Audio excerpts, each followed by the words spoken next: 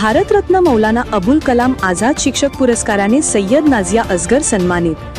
चांद sultana हायस्कूलचे vice chairman व शिक्षक पालक संघटनाचे अध्यक्ष सय्यद असगर अकबर यांची ते मुलगी आहे। अहमदनगर प्रतिनिधी Zaheer Sayyed Makhdoom, education and welfare society Ahmednagar, जिल्हा उर्दू साहित्य परिषद आणि रहमत सुलतान फाउंडेशन अहमदनगर यांच्या संयुक्त विद्यमाने स्वतंत्रता सेनानी व भारतरत्न मौलाना अबुल कलाम आझाद यांच्या जयंतीनिमित्त राष्ट्रीय कौमी एकता सप्ताह 2025 अंतर्गत भारतरत्न मौलाना अबुल कलाम आझाद शिक्षक पुरस्कार वितरण समारंभ मोठ्या उत्साहात पार पडला। या समारंभात शिक्षिका नाझिया असगर सय्यद यांना त्यांच्या उल्लेखनीय शैक्षणिक कार्याबद्दल मौलाना अबुल कलाम आझाद शिक्षक पुरस्कार देऊन सन्मानित करण्यात आले।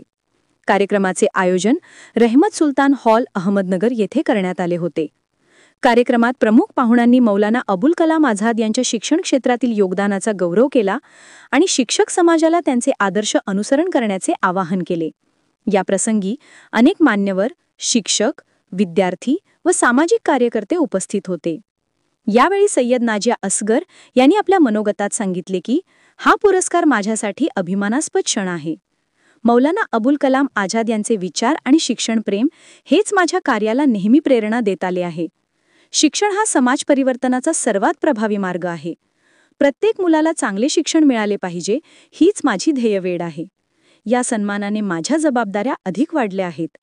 मी पुढेही विद्यार्थ्यांच्या प्रगतीसाठी आणि उर्दू भाषेच्या जतनासाठी कार्यरत राहीन। या प्रसंगी पुरस्कार देण्याचा संकल्प मखदूम सोसायटीचे अध्यक्ष आबिदुल्ले खान, डॉक्टर कमर सुरूर, अब्दुल्ला हसन चौधरी, शेख गणी, शौकत खान, के खान, युनुसभाई तांबटकर, सलीम खान पठाण, हाजी शकील खान सर, शेख हनीफ सर, भैरवनाथ वाकळे, शफाकत सय्यद, पत्रकार जहीर सय्यद, कैसर सय्यद, सय्यद जहीर सर आदी मान्यवर उपस्थित होते।